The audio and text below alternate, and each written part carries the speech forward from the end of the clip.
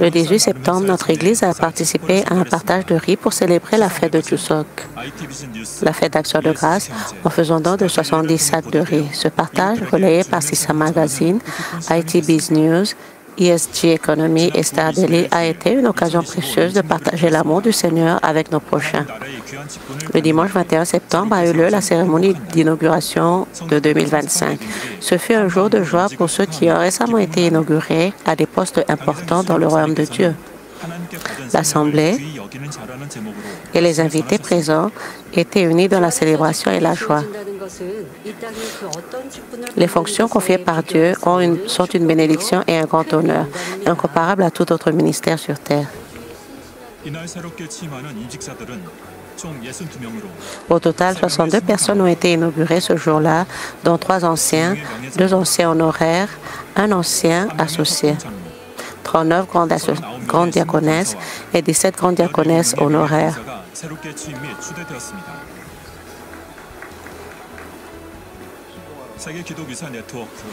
Après le discours de félicitations de l'ancien Albert Che, président de WCDN, l'ancien One Top Shin a prononcé un discours au nom des nouveaux anciens et des grandes diaconesses. Le jour béni a été célébré par des louanges de félicitations gracieuses du diacre Ayong Chon et la sœur Chan Michon. Je prie pour que vous tous, inaugurés, deveniez des guides spirituels accomplissant votre mission par la prière incessante. Amen de la parole de vérité. Je vous félicite d'être devenus de précieux ouvriers dans le royaume de Dieu le Père. Le 6 octobre à 19h, la retraite. Pour le fait, le 3 octobre, l'église de Manmin de Chuncheon célébrera son 6e anniversaire et son inauguration. La deuxième lecture de la Bible, destinée à la croissance spirituelle de tous les membres, se poursuivra jusqu'au 29 novembre. Le 12 octobre, l'église célébrera son 43e anniversaire et assistera à une représentation à l'église Walker Hill de Gwangjin-gu. Pour plus d'informations, veuillez consulter le site web et l'application mobile de l'église. Les témoignages de l'église de Manmin. Cette nuit-là,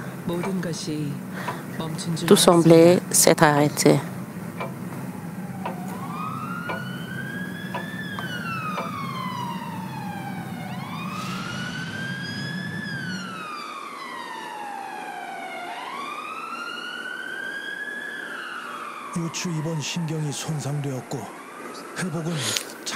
Le deuxième nerf lombaire est endommagé et la guérison n'est pas garantie.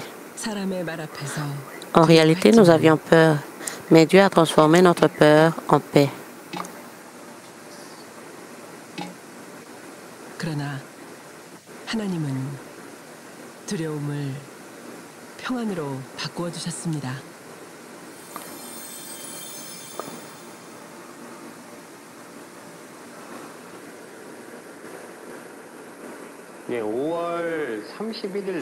Le 31 mai, alors que je rentrais du travail en voiture, j'ai entendu un bruit étrange provenant de sous ma voiture. Je conduisais le dos courbé, concentré sur le bruit, et je n'ai pas remarqué le trottoir à l'intersection. Ma voiture a percuté le trottoir et a eu beaucoup de dommages. Au moment de l'accident, une chose lui traversa l'esprit. Il se souvint qu'il ne vivait pas selon la parole de Dieu. Je n'arrivais pas à arrêter de boire et de fumer. Et je ne pouvais pas respecter le sabbat, prétextant travailler le dimanche. Bien sûr, je ne pouvais pas assister aux réunions de prière ni à quoi que ce soit de ce genre. Je regrettais de ne pas avoir été fidèle à ma foi.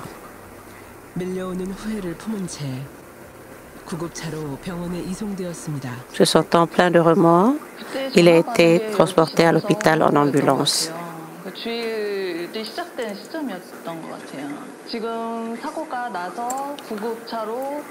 J'ai reçu un appel après minuit dimanche pour me dire que mon mari était transporté à l'hôpital. Le docteur dans le premier hôpital a dit qu'il ne pouvait pas l'aider.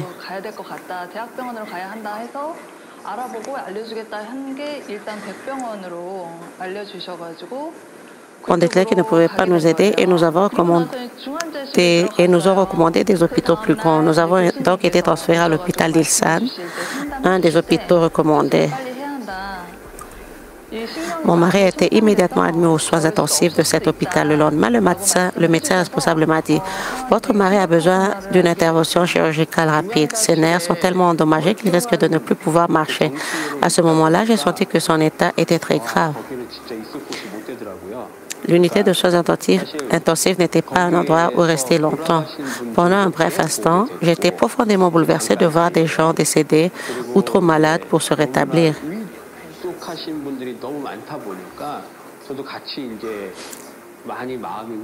Je me sentais aussi déprimée. Alors que je désespérais de me rétablir, j'ai réalisé que je n'y arriverais pas seule.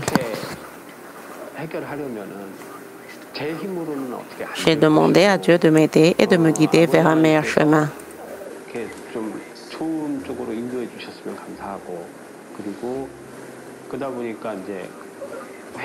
J'avais donc un profond désir de me repentir et de recevoir des prières des pasteurs. Mais j'étais aux soins intensifs, donc je n'avais pas de téléphone portable et je ne pouvais rien faire.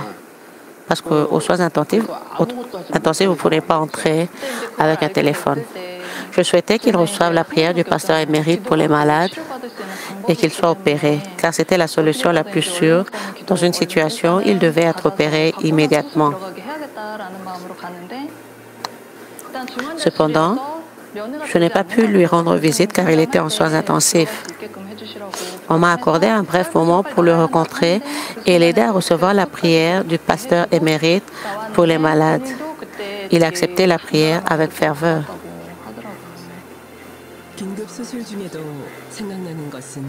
Même pendant son opération d'urgence, la seule chose qui leur venait à l'esprit était Dieu le Père et le Seigneur. L'opération a duré plus longtemps que prévu. J'étais mal à l'aise. Alors que l'opération touchait à sa fin, le médecin a dit que le côté droit s'était bien passé, mais que le côté gauche était trop endommagé pour être touché. Ils ont donc simplement fixé les fragments osseux et les ont recouverts.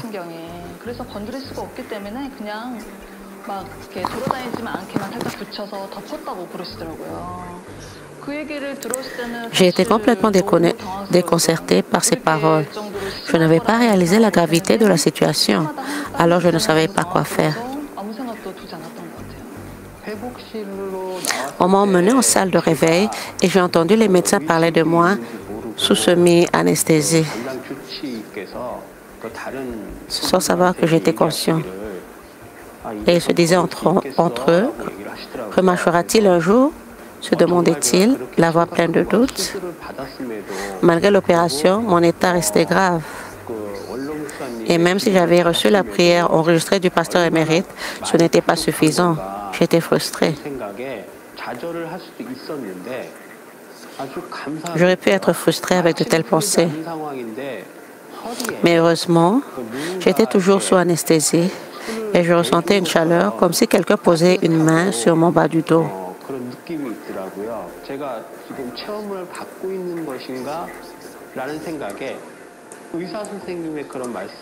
Je me demandais si je ressentais quelque chose de spirituel et je ne croyais pas aux avis négatifs des médecins. À ce moment-là,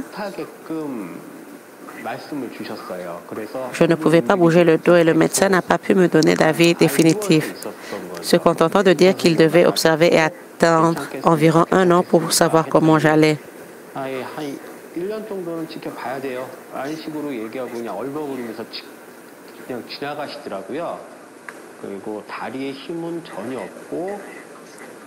Et je n'avais pas de force dans mes jambes et plus de sensibilité, donc je ne les sentais plus même si on les touchait.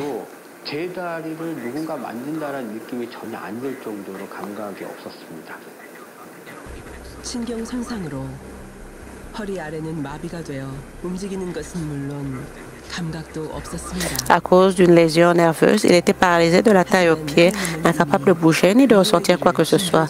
Mais Dieu lui avait déjà préparé un chemin de réconfort. Son fils Yesuk visiter le centre de prière.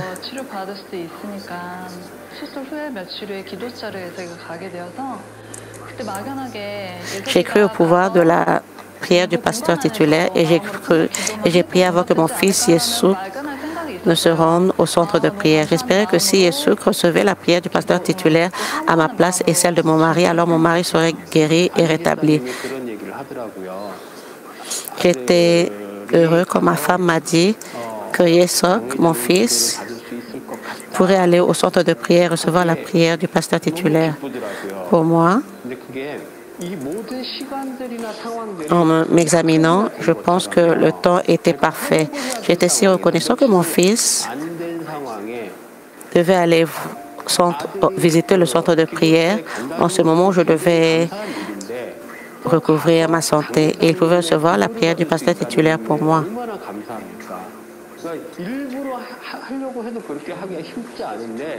Même si vous essayerez de pouvoir le remettre en place, cela ne pourrait pas être facile de le faire.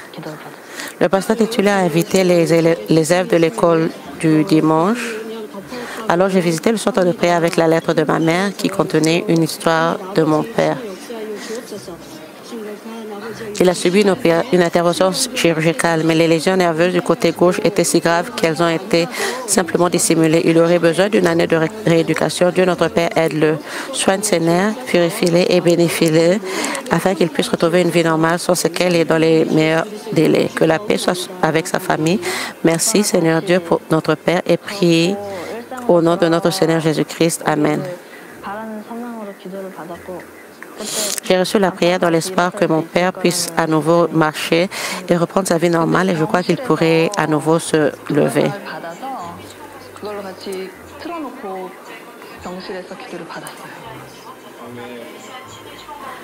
Nous avons reçu la prière du pasteur titulaire à travers la vidéo que mon fils a envoyée dans la chambre d'hôpital. Après avoir reçu la prière, j'ai reçu une grande bénédiction, car j'avais la foi que tout se passerait bien en temps voulu. De plus, je me suis senti très à l'aise et j'ai bien dormi,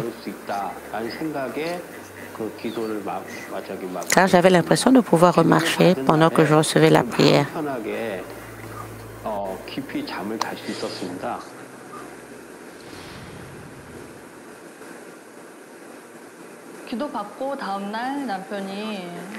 Mon mari m'a demandé de lui apporter un déambulateur, disant qu'il sentait qu'il pouvait se lever.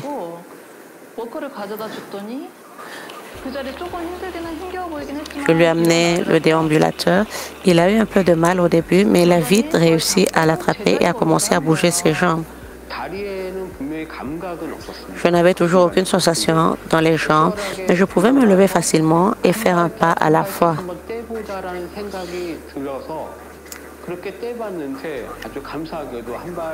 J'ai essayé et heureusement, j'ai pu faire cela. On nous avait dit que cela était impossible, mais je pouvais faire cela.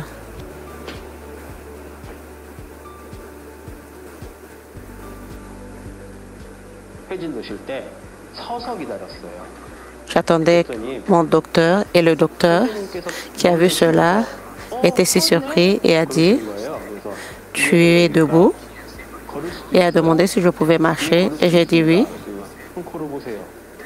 Et il a dit « Essayez de marcher » et j'ai marché. Me voyant marcher, il a dit quelque chose à ma femme.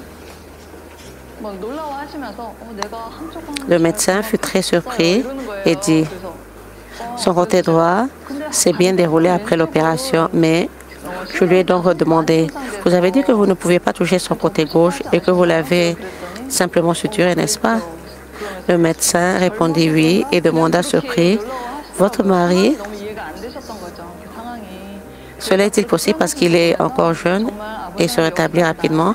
Il ne comprenait pas la situation. C'est à ce moment-là que j'ai compris que Dieu avait œuvré pour mon mari. Je ne pouvais pas nier que c'était vraiment une œuvre extraordinaire de Dieu.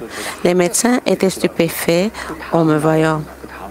En fait, ils ne croyaient pas leurs yeux en me voyant marcher. Le lendemain, ils m'ont dit, honnêtement, on ne pouvait pas soigner votre coucher gauche.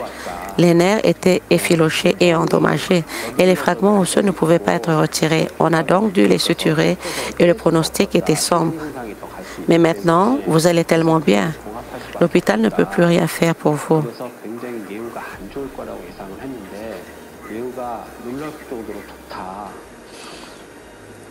Et je suis sortie 12 jours après l'opération.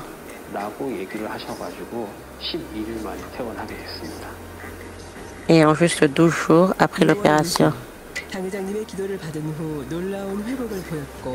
Le 6 juin, après avoir reçu la prière du pasteur titulaire, il s'est rétabli remarquablement rapidement et a pu quitter l'hôpital seulement 12 jours après l'opération. Cette grâce a rapidement entraîné des changements dans sa vie quotidienne.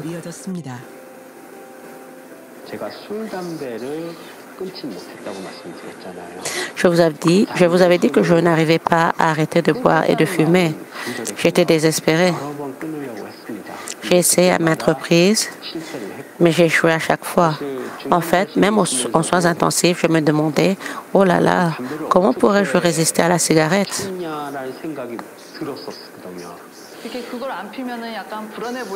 Il fumait 2 paquets de cigarettes par jour et s'il ne le faisait pas, il était anxieux. Même quand notre enfant était très jeune, il a essayé d'arrêter. Et je lui ai dit, nous avons un enfant, arrête de fumer.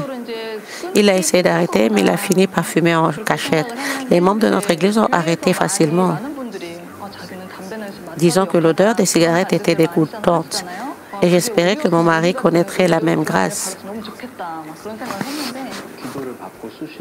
Après avoir écouté la prière enregistrée du pasteur émérite et être entré en salle d'opération, je n'ai plus pensé à la cigarette. Même maintenant, je ne pense plus du tout à la cigarette ni à l'alcool. J'ai réussi à arrêter de boire et de fumer. Il a réussi à arrêter de fumer pendant son séjour à l'hôpital et a eu la chance de recommencer à travailler dans un nouvel emploi. Après l'accident de voiture, je ne pouvais plus travailler et ma famille traversait une période difficile financièrement. J'ai donc fait une demande à l'allocation chômage. Cependant, on m'a dit que je devais être en recherche d'emploi pour en bénéficier. J'ai donc soumis mon CV à une entreprise. Mais le recruteur a été si gentil avec moi qu'il m'a dit, vous pouvez simplement aller travailler. J'ai donc commencé à travailler.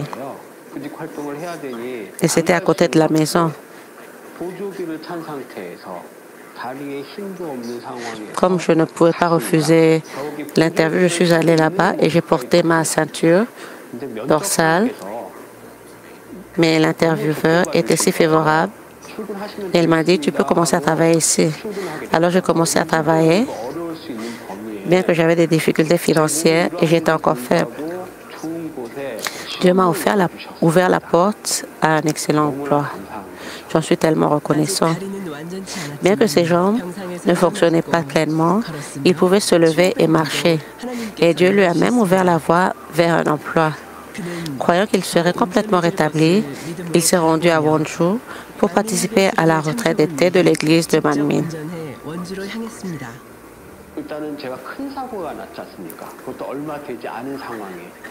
J'avais eu un grave accident et j'étais encore dans la période de recouverte. Mais conduire jusqu'à Wonju après un grave accident de voiture était une source d'inquiétude pour ma famille. Mais je leur ai dit que je pouvais le faire par la grâce de Dieu. Et j'ai montré ma foi jour après jour. Et ils ont répondu par un amen à ma confession de foi et ont roulé avec moi. Au début, j'étais inquiète de lui dire « Ça va, ça va, tu peux encore conduire ». Mais quand il a tenu fermement le volant et qu'il a conduit, et qu'il a pu conduire sans problème, je me suis dit « Oh, il peut conduire ».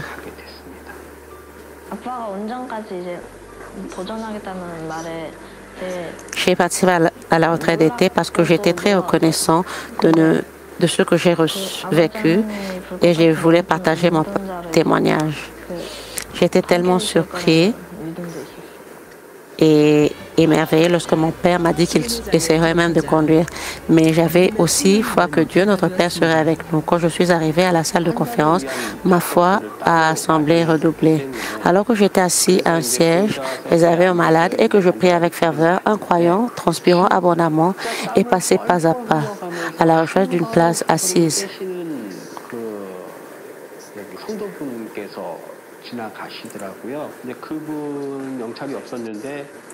Il cherchait une place où s'asseoir.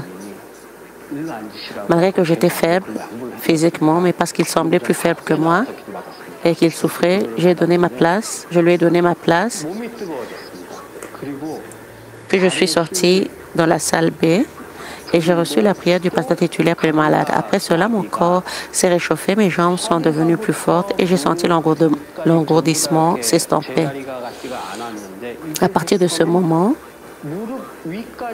même au-dessus des genoux, j'ai senti que la partie allant de ma taille à mes jambes m'appartenait vraiment. J'étais tellement reconnaissant à cet instant. Avec une force renouvelée, je suis montée sur l'estrade pour témoigner.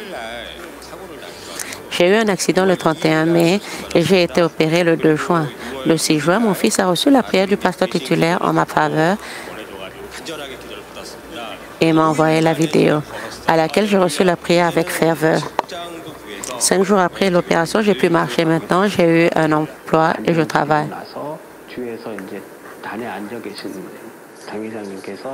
Après avoir témoigné, le pasteur titulaire assis derrière moi m'a demandé de venir et a posé la question.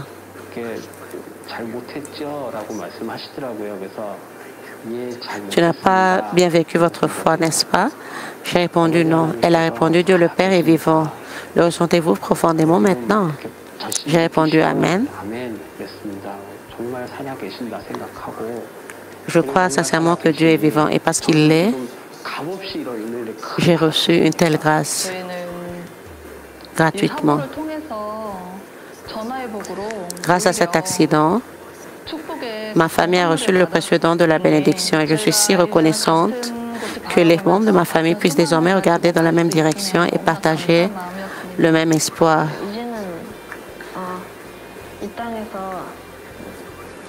Maintenant, où que nous allions sur cette terre, j'espère que Dieu le Père sera la lumière pour nous afin que nous puissions croire seulement en Dieu le Père et avancer vers la Nouvelle Jérusalem dans ces derniers jours difficiles.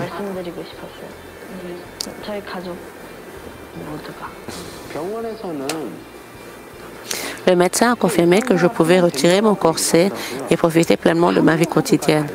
Mon corps et mon esprit évoluent chaque jour.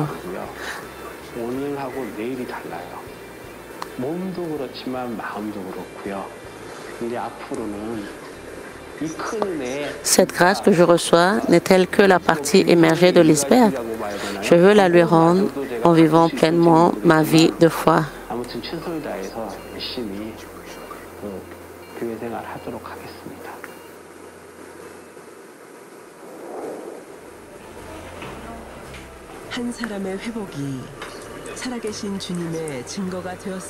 La guérison d'une personne est devenue un témoignage pour le Seigneur vivant.